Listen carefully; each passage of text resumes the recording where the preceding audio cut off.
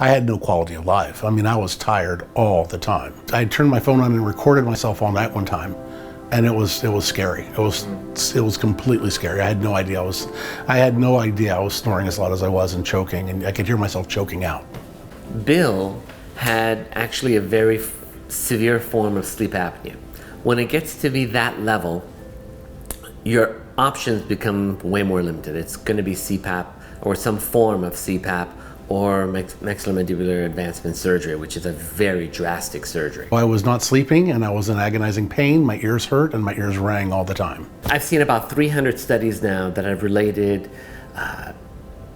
tinnitus with a TMJ disorder, usually a disc displacement. I went through a course of ear, nose, and throat specialists, and everyone from UCLA to Cedars to Providence to find out what was wrong.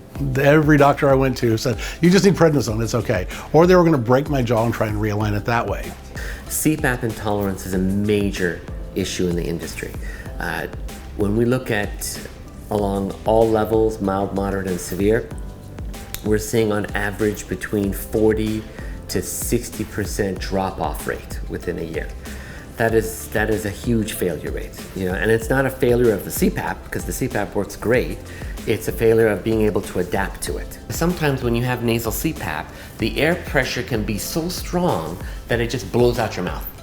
But now when you have an appliance that keeps your mouth shut, and you no longer need headgear, you can sleep in any position you want, and now you have very efficient plumbing to get the positive airway pressure where it needs to be to open up the airway.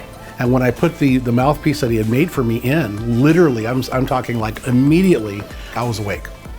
My son looked at me when I walked into his room after I drove home. He said, you look like you're finally awake.